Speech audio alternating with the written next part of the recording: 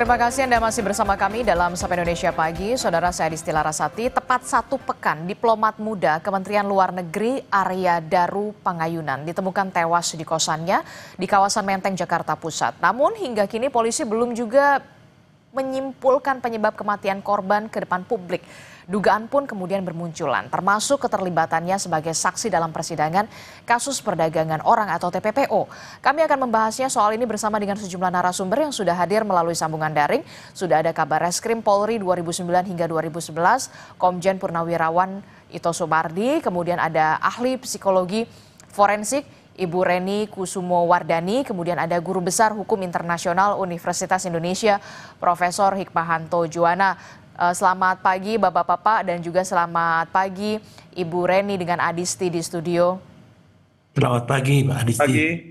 Ya, kita membahas soal bagaimana bisa mengungkap misteri tewasnya diplomat muda Kementerian Luar Negeri Arya Daru yang dari pekan kemarin ini sudah banyak sekali spekulasi liar yang bermunculan begitu ya, spekulasi mulai dari apakah ini pembunuhan, apakah ini bunuh diri, apakah ini begini, kasihan juga keluarga korban gitu ya ketika melihat spekulasi yang begitu liar di media sosial yang menjadi perbincangan. Tapi yang kemudian harus dipastikan dulu, Pak Ito Sumardi, saya akan bertanya dulu Pak Ito ya selaku Kabar Reskrim Polri 2009 hingga 2011. Ini kan katanya pekan ini akan diungkap, dirilis soal penyebab kematian korban begitu ya.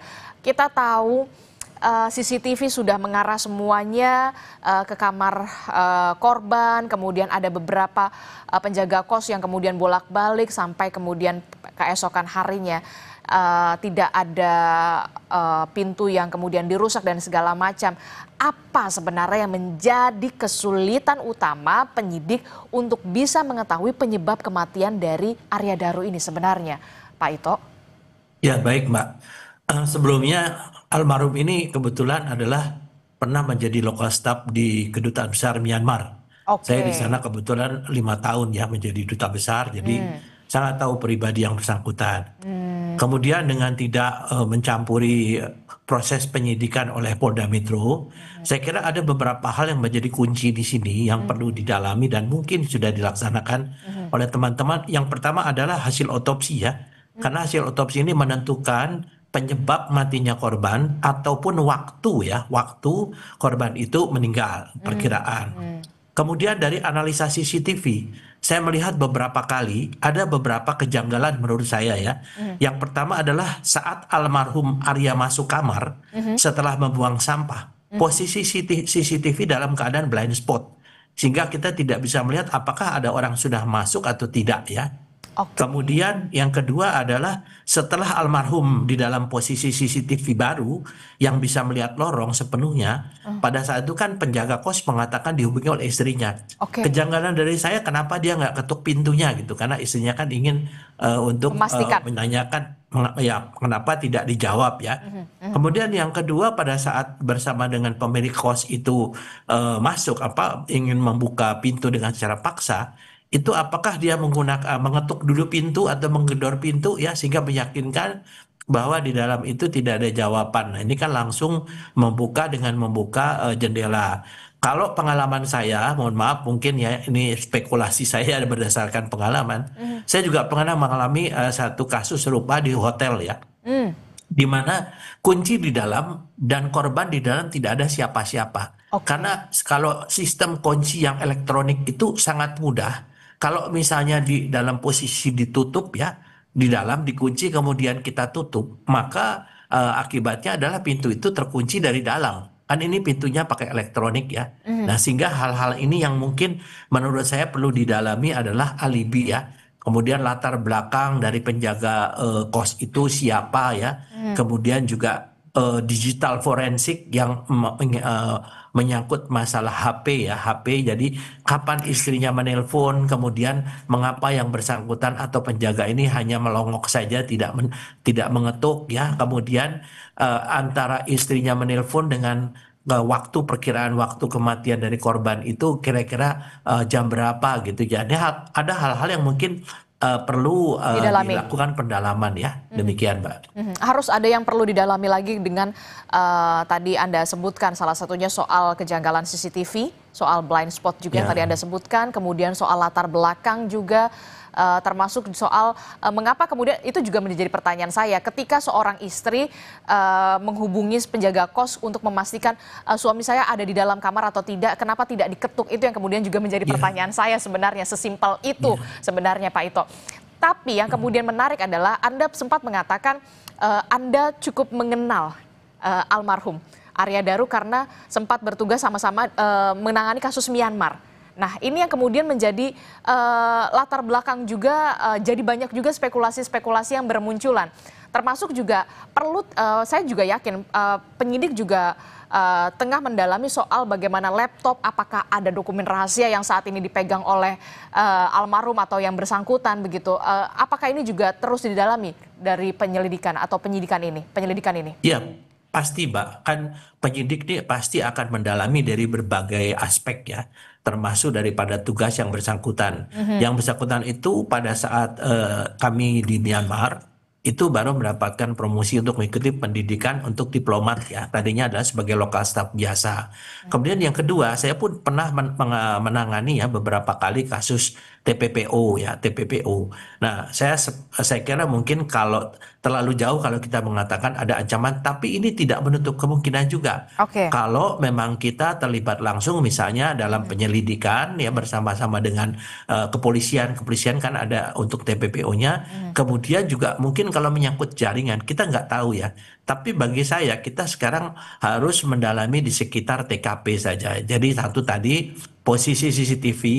Kemudian yang kedua, alasan kenapa orang ini yang dititipkan oleh istrinya untuk ditanyakan kenapa tidak mengetuk pintu ya. Kemudian blind spot ya. Kalau memang betul blind spot itu, kalau logika saya, kalau memang ada orang ingin melakukan kejahatan, dia bisa masuk dulu pada saat Daru ini almarhum membuang sampah misalnya kan. Mhm. Kalau sudah di dalam, misalnya ini terjadi sesuatu Mhm. pembunuhan, bisa saja dia keluar menutup Mhm. pintu dan otomatis terkunci di dalam. Mhm. Tapi ada kemungkinan lain yang tadi disampaikan tidak menutup kemungkinan-kemungkinan lain. Apakah yang bersangkutan ini memang sengaja suicide ya atau bunuh diri? Tentunya ini harus didalami oleh Ibu Reni ya untuk masalah psikologi forensik ya. Mhm. Kita harus Mhm. lihat latar belakang psikologi yang bersangkutan juga dan juga didalami dari laptop dari komunikasi ya, aliran komunikasi selama ini dengan siapa saja. Ini saya sangat yakin bahwa teman-teman dari Cybercrime Polda Metro mereka juga bekerja keras. Mudah-mudahan kita bisa mendapatkan kesimpulan dalam waktu dekat. Demikian, Pak. Mhm. Oke, ini perlu didalami karena banyak juga spekulasi liar yang kemudian bermunculan di media sosial. Tapi yang kemudian menjadi pertanyaan saya adalah sesulit apa kemudian kasus ini bisa diungkap oleh penyidik polisi? Ya, karena kalau di dalam pengungkapan satu kasus dikenal dengan teori segitiga pembuktian, Mbak ya. Oke. Kasus yang mudah itu kalau ada korban, kalau ada tersangka, ada barang bukti selesai itu. Tetapi kalau hanya korban, kemudian tersangka juga belum jelas, kemudian barang bukti juga tidak ada. Nah, ini sangat memerlukan adanya satu penyelidikan atau Nah, pengungkapan dengan menggunakan pendekatan ilmiah atau scientific crime investigation. investigation yang dilakukan sekarang. Mhm. Itu saja bedanya, Mbak.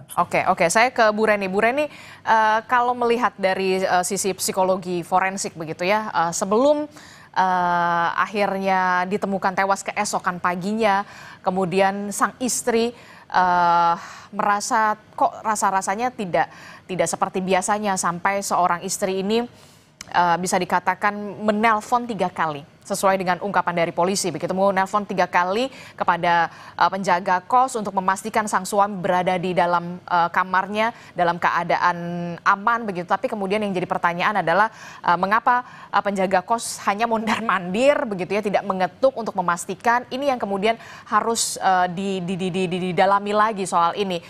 Dari kacamata Anda, Bu Reni, apa yang bisa Anda utarakan dari ini? Bu Reni, maaf belum dibuka audionya. Oh, maaf. Oke, Ya, silakan. baik. Tentunya kita tidak bisa terbatas pada fakta-fakta yang ada di luaran. Demikian. Jadi ini bisa mengakibatkan kita terjebak pada jumping to conclusion ya. Oke. Dalam perspektif psikologi forensik, sekalipun misalnya dipastikan bahwa ini adalah bunuh diri atau ini adalah pembunuhan, tentu perlu dilihat latar belakang atau motivasi seseorang hingga kalau dia bunuh diri, kenapa kok dia melakukan bunuh diri? Kalau ini pembunuhan, kenapa kok dia sampai melakukan tindakan atau dibunuh begitu ya. Dan kemudian di sini perlu dilakukan penyelidikan lebih lanjut untuk menentukan psychological cause of death dan psychological manner of death-nya untuk memahami aspek psikologis yang terkait dengan kematian korban. Nah, psychological cause of death ini merujuk pada latar belakang dari faktor psikologis yang menyebabkan kematian seseorang, seperti misalkan ada atau tidaknya gangguan mental. Apakah korban memiliki gangguan mental tertentu seperti depresi yang mendalam atau mungkin bahkan skizofrenia atau gangguan di dalam kepribadiannya. Kita juga perlu melihat stres yang terjadi. Apakah korban sedang mengalami stres yang berat sebelum kematiannya, dan stresor sebuah stres itu bisa berasal dari eksternal maupun dari internal dirinya. Nah, tapi kalau dari kita lihat secara sekilas kita tidak bisa secara sekilas begitu ketika kita melihat almarhum begitu ya sebelum akhirnya ditemukan tewas di kamarnya, kita melihat sempat buang sampah, kemudian sempat berbicara juga, berkomunikasi melalui handphone begitu ya. Ada tidak tanda-tanda kemudian ada kecemasan di sana atau kekhawatiran di sana, rasa was-was di sana dari visual yang kita bisa saksikan bersama di CCTV yang sudah ramai beredar di media sosial? Ya, kalau saya tidak melihat secara langsung barang buktinya ya, hanya dari televisi, itu memang tidak terlalu jelas bagaimana ekspresi dari korban.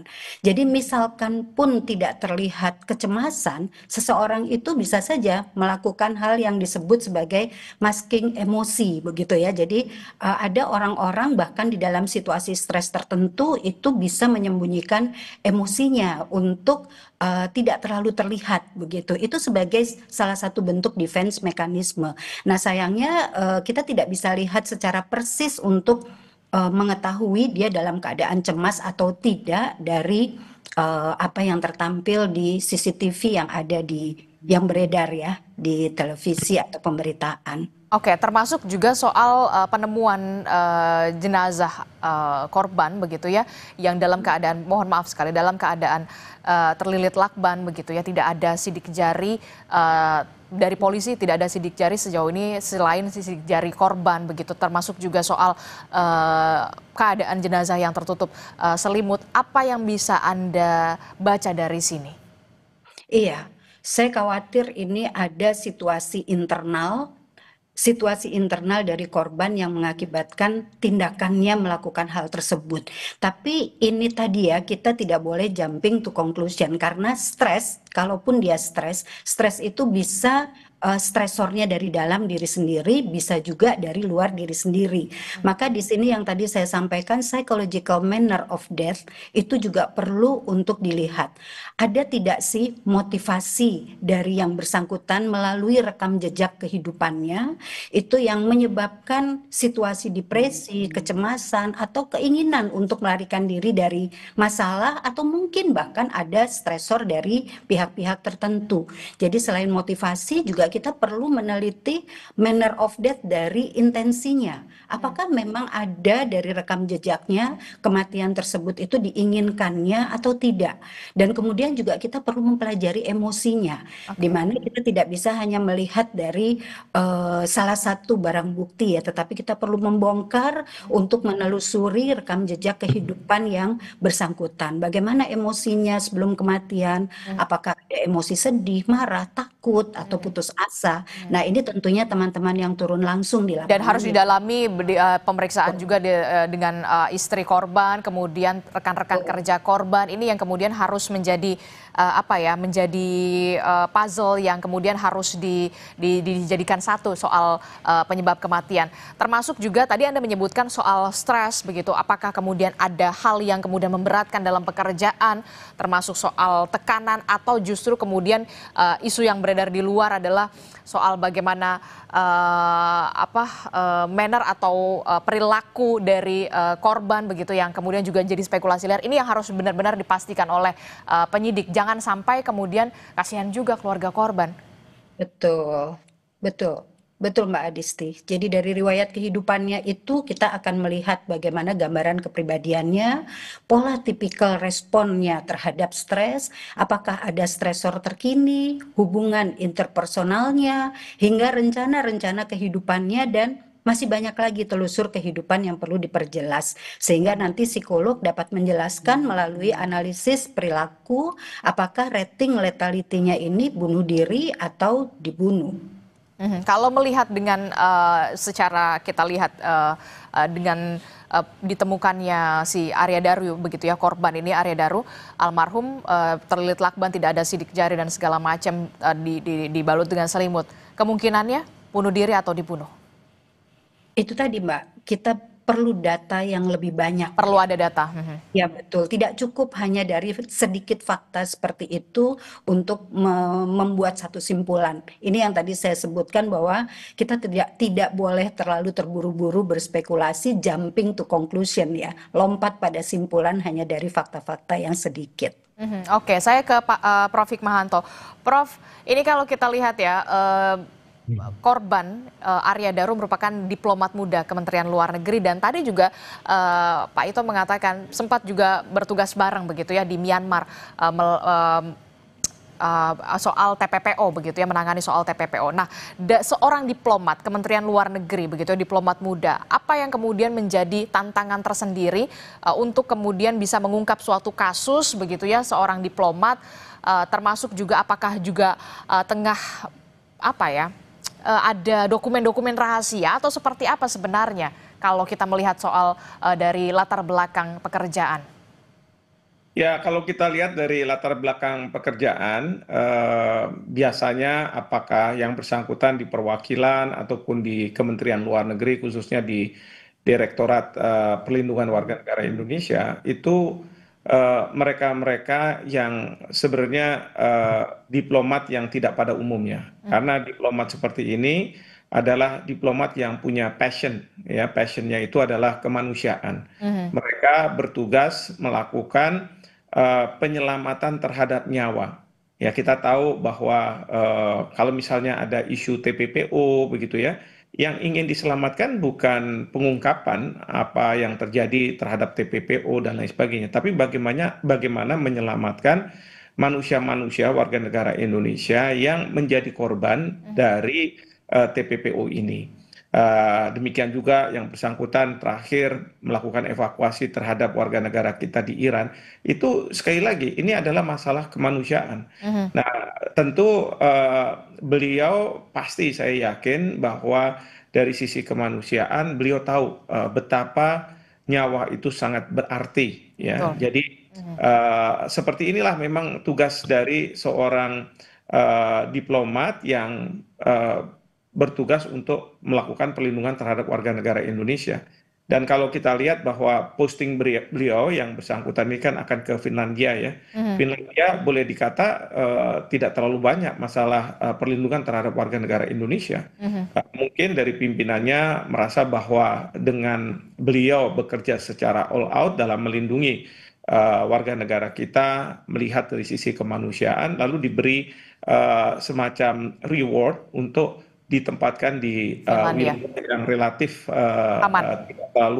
tidak terlalu banyak memikirkan mengenai masalah keselamatan manusia seperti itu. Oke, rencananya almarhum juga akan ditugaskan ke Finlandia setelah sebelumnya sempat ditugaskan juga soal perlindungan warga negara kita di Iran, termasuk juga di Myanmar. Ini yang kemudian menjadi sorotan tajam begitu ya dari berbagai pihak, pernah menangani kasus TPPO di Myanmar. Ini kemudian juga ada dikait-kaitkan jadinya, Prof. Hikmahanto. Nah, ada tidak tantangan terbesar yang harus dihadapi seorang diplomat ketika kemudian tengah menyelamatkan, dalam tanda kutip tadi Anda katakan, melindungi warga negara Indonesia kita, soal di Myanmar salah satunya, bahkan beliau almarhum menjadi saksi kala itu?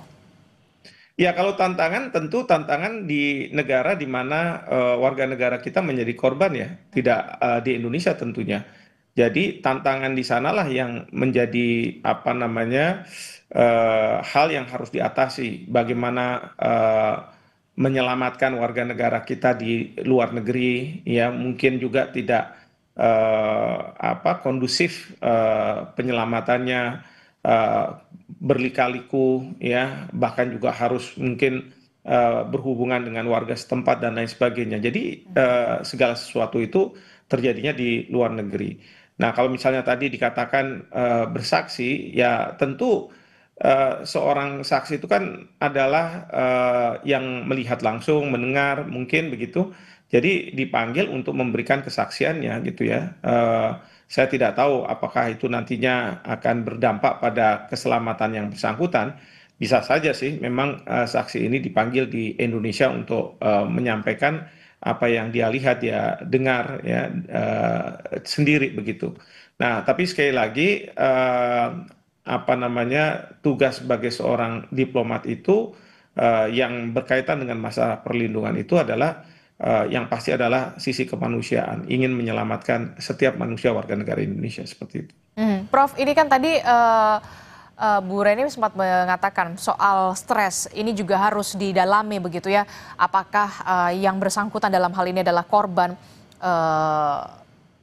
Arya Daru juga sempat mengalami stres atau seperti apa penyebabnya. Nah, ada tidak kemungkinan atau tekanan dari pekerjaan sebagai seorang diplomat ini kemudian sampai harus menyebabkan Arya Daru kemudian mengakhiri nyawanya begitu ya. Walaupun kita tahu ini masih banyak spekulasi, masih ada berbagai macam spekulasi di luar sana. Ya, sebaiknya memang kita tunggu kalau misalnya berkaitan dengan almarhum, ya. Karena menurut saya tidak pantas juga kalau saya memberikan spekulasi, menambah spekulasi. Tetapi sebagai seorang diplomat seperti tadi saya katakan, dan saya melihat track record dari almarhum, beliau ini concern sekali terhadap masalah kemanusiaan. Ya, jadi kalau misalnya di Direktorat Perlindungan Warga Negara Indonesia, kalau mereka yang tidak punya passion, itu biasanya tidak akan bertahan lama. Mereka akan minta untuk dipindah dan lain sebagainya. Tapi saya melihat bahwa almarhum, beliau pernah bertugas di Myanmar, kemudian juga melakukan banyak kegiatan perlindungan. Kalau saya tidak salah juga di penempatan lain juga seperti itu.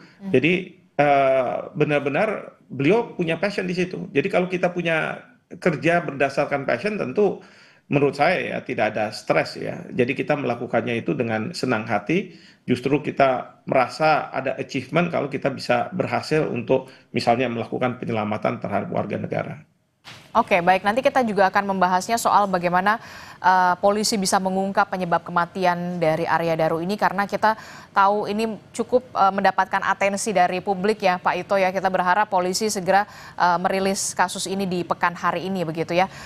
Tapi kita akan jeda dulu, usai jeda kami akan kembali. Tetaplah bersama kami di Sapa Indonesia Pagi.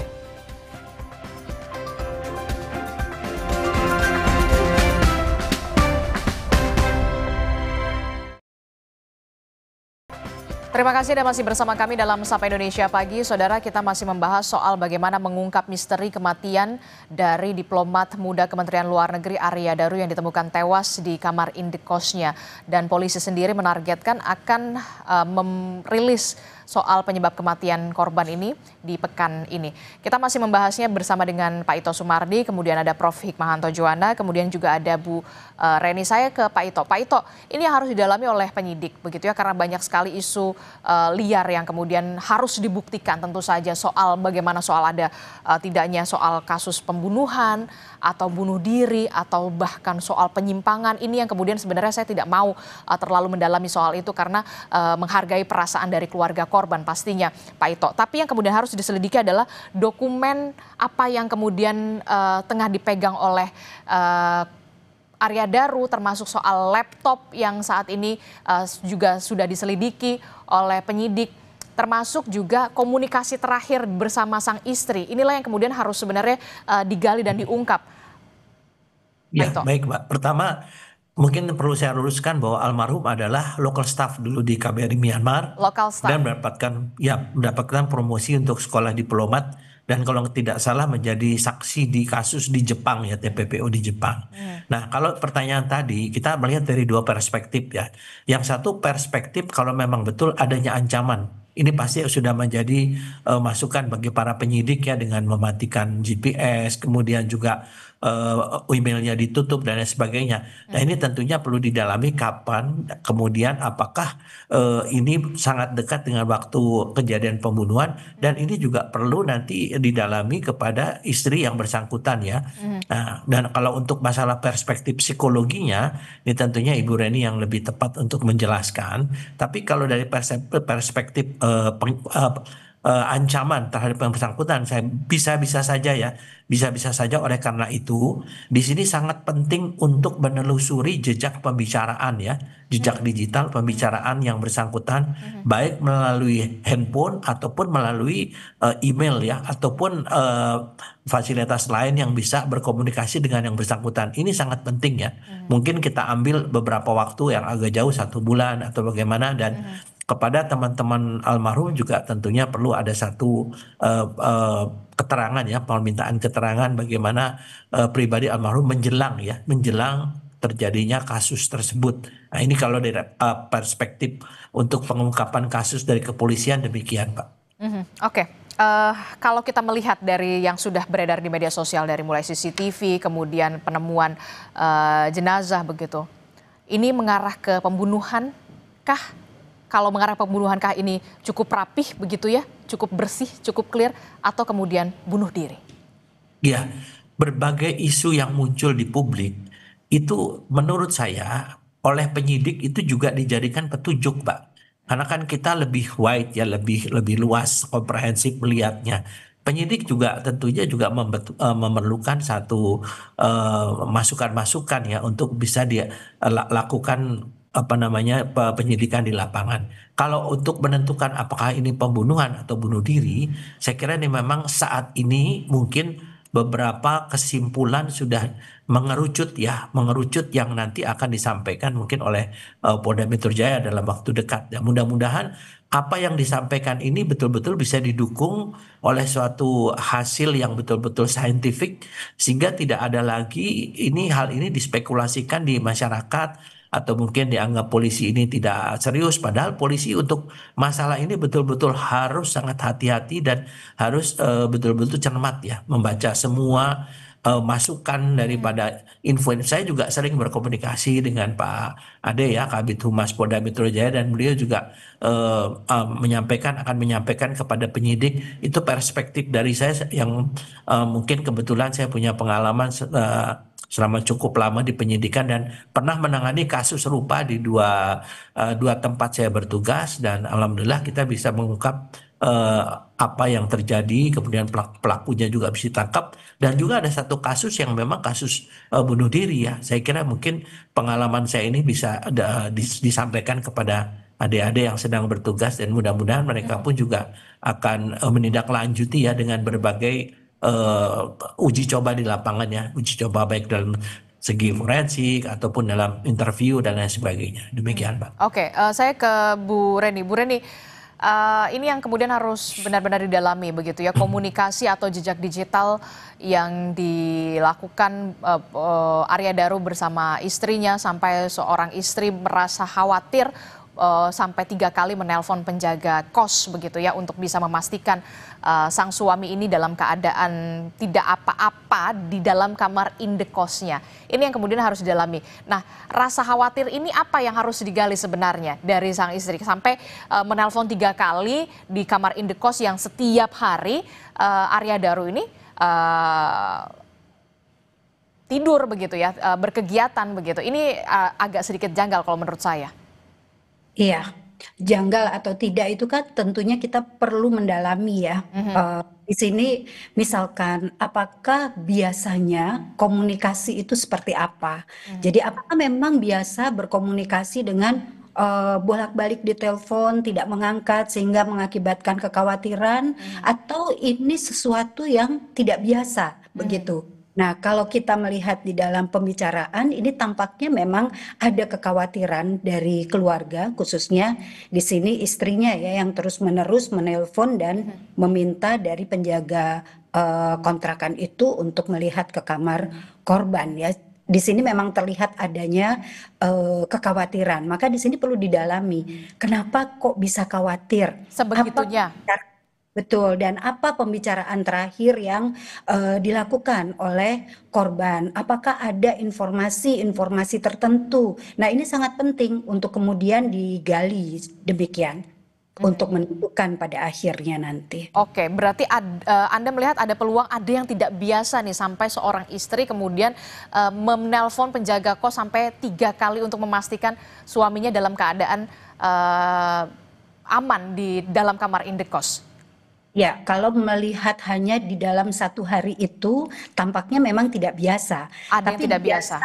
Tapi biasa atau tidak itu kan ukurannya subjektif ya di Oke. sini. Jadi apakah memang biasa seperti itu begitu atau ini baru pertama kali? Kalau itu baru pertama kali berarti ini adalah sesuatu yang tidak biasa komunikasi yang dilakukan antara keluarga dengan korban pada malam hari itu.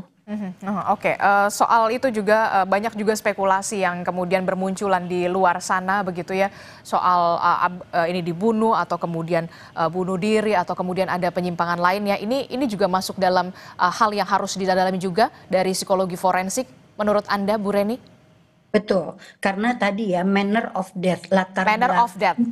betul, latar belakang cara kematian dan latar belakang dari keputusan-keputusan, apa motivasinya, apa intensinya, apakah ada situasi psikologis lain yang tidak biasa, itu semuanya didalami di dalam proses otopsi psikologi. Jadi proses otopsi psikologis itu sebetulnya semua dugaan diangkat menjadi hipotesis yang kemudian perlu digali melalui tempat kejadian. Kita juga perlu melihat TKP-nya seperti apa, barang-barang korban seperti apa, apakah ada bukti tentang berbagai aktivitas di dalamnya, termasuk misalkan aktivitas keseharian atau aktivitas khusus yang dilakukannya gitu ya. Jadi wawancara dengan saksi, orang-orang yang terkait dan betul-betul mengenal korban tentang kemungkinan apakah ada bukti-bukti perilaku yang mengarah pada dugaan-dugaan yang tadi dihipotesiskan.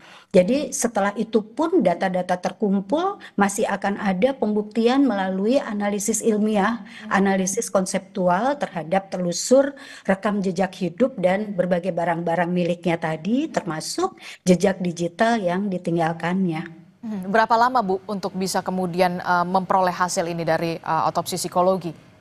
Ya, sebetulnya kami sebagai psikolog itu tentunya inginnya semuanya bisa cepat. Betul. Namun kadang di lapangan itu hambatannya misalnya keluarga belum bisa secara lepas Terbuka. menyampaikan, ya betul, belum tentu bukan hanya terbuka, tetapi mungkin masih di dalam kedukaan yang mendalam sehingga kita perlu hati-hati pelan-pelan. Nah, ini juga mempengaruhi bagaimana waktu kami melakukan otopsi psikologis ini bisa cepat atau bisa lebih lambat seperti itu. Tapi kalau inginnya tentunya ingin cepat. Nah, ada satu satu moto di dalam pekerjaan kami melakukan otopsi psikologis itu sebetulnya kita bukan bekerja cepat, tetapi kita bekerja tepat seperti itu.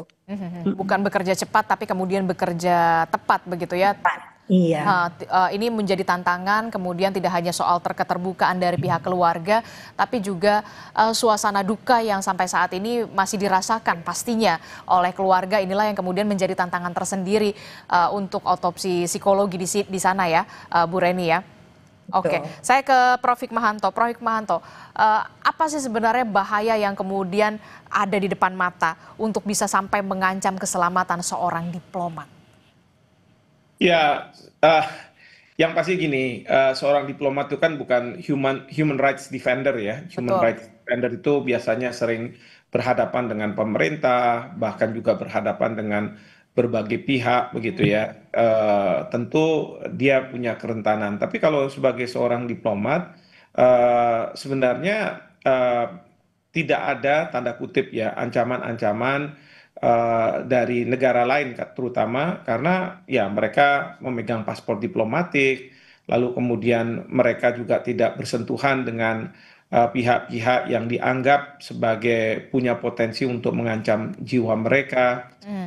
Bahkan juga di Indonesia, terutama sekali yang tadi saya katakan, kalau kita bicara tentang perlindungan warga negara, itu kalau misalnya mereka yang tidak punya rasa kemanusiaan yang tinggi itu tidak akan bertahan lama, karena biasanya memang kalau jadi diplomat mungkin inginnya seperti yang dibayangkan James Bond gitu ya, kira-kira bekerjanya di negara-negara yang maju dan lain sebagainya. Tapi untuk mereka-mereka yang di perlindungan ini berbeda, ini sangat-sangat unik dan mereka sangat paham situasi dan mereka tidak mungkin ya mempunyai musuh di luar negeri, karena kalau mereka mempunyai musuh itu akan menghambat pekerjaan mereka. Justru mereka harus berteman dan dengan pertemanan itu mereka akan bisa mengevakuasi warga negara kita yang punya masalah di luar negeri. Jadi seperti itu. Oke, saya ke Pak Ito. Pak Ito terakhir, Pak Ito, apa yang harus dicermati dari para penyidik untuk bisa menangani atau mengungkap kasus ini seperti Bu Reni dan kawan-kawan begitu soal otopsi psikologi, tidak hanya soal kecepatan tapi juga soal ketepatan. Ya, baik Mbak, karena saat ini kan yang dilakukan adalah penyidikan secara saintifik ya, sehingga di sini yang saya dengar teman-teman itu sudah menggunakan ahli-ahli forensik termasuk psikologi forensik dan tentunya dalam proses pengungkapannya bekerja secara simultan. Ya, oleh karena itu Pak Kapolda kan menyampaikan mudah-mudahan dalam sepekan dapat memberikan satu kesimpulan. Nah, di sini betul kata Bu Reni, selain tidak berdasarkan kecepatan tapi ketepatan juga kecermatan. Nah, kecermatan ini tentunya diambil dari berbagai hasil penyidikan secara forensik, disatukan kemudian membuat satu kesimpulan. Sehingga saya setuju dengan Pak Yuda tadi, kebetulan teman saya Pak Direktur Pelindungan Warga Negara, kita jangan berspekulasi dulu. Betul. Namun kalaupun ada hal-hal yang disampaikan dengan kecurigaan-kecurigaan, tentunya kita harapkan bahwa teman-teman penyidik dapat juga menjadi satu petunjuk sehingga lebih lengkap daripada yang tadi disampaikan oleh Mbak, misalnya kenapa yang bersangkutan tidak mengetuk pintu. Nah, apakah dengan tidak mengetuk pintu dari waktu pertama jam 1 sampai jam 5 itu istrinya juga tidak meminta kembali untuk yang bersangkutan coba memastikan apakah ada atau tidak. Nah, ini tentunya akan menjadi pendalaman dari teman-teman penyidik di Polda Metro. Saya kira demikian, Pak. Oke, kita akan tunggu bagaimana hasil dari penyelidikan kasus ini soal penyebab kematian dari diplomat Kementerian Luar Negeri. Ada yang ingin ditambahkan singkat saja, Bu Reni, soal ini? Baik, psikologi forensik dapat menjadi bagian dari scientific based investigation, jadi investigasi berbasis ilmiah dalam mengungkap misteri kematian dengan menganalisis riwayat perilaku korban untuk menentukan motif, pola perilaku, mengevaluasi kesehatan mental korban untuk menentukan apakah ada gangguan mental yang terkait dengan peristiwa ini, membantu dan dalam wawancara dengan saksi dan orang-orang yang terkait dengan korban untuk bisa mengumpulkan informasi yang relevan dan menganalisis bukti data lainnya untuk menyimpulkan penyebab kematian. Nah, tentunya di sini sekali lagi duka cita yang mendalam untuk keluarga yang ditinggalkan dan semoga spekulasi ini tidak terlalu berkembang jauh sambil kita menantikan bagaimana nanti simpulan dari pihak kepolisian. Oke, Prof. Hikmahanto, singkat saja. Ya, kita tunggu sajalah. Ya, jadi kita tunggu saja. Segala sesuatu harus pihak yang memiliki kewenangan dan pihak yang memiliki kewenangan yang bisa berada di tengah-tengah lapangan. Kalau kita-kita ini publik tidak mungkin. Dan saya sebagai orang hukum biasanya mengatakan kalau kita berpatokan pada satu fakta kurang cukup. Jadi semua fakta harus dikumpulkan dan berbagai bukti harus ada. Dan inilah yang merupakan kewenangan dari pihak kepolisian. Saya rasa kita Itu saja. Oke, kita tunggu bagaimana polisi ini bisa mengungkap dari misteri tewasnya diplomat muda Kementerian Luar Negeri untuk juga bisa memberikan kepastian penyebab kematian ini juga terhadap publik, tidak hanya terhadap publik tapi kepada keluarga korban yang saat ini kita tahu masih sangat berduka. Terima kasih Pak Ito telah bergabung bersama kami, Bu Reni terima kasih, Prof. Hikmahanto Juwana juga terima kasih. Assalamualaikum, selamat pagi Bapak-Bapak dan juga Ibu. Waalaikumsalam warahmatullahi wabarakatuh. Waalaikumsalam warahmatullahi wabarakatuh. Saudara, penyidik Kejaksaan Agung akan kembali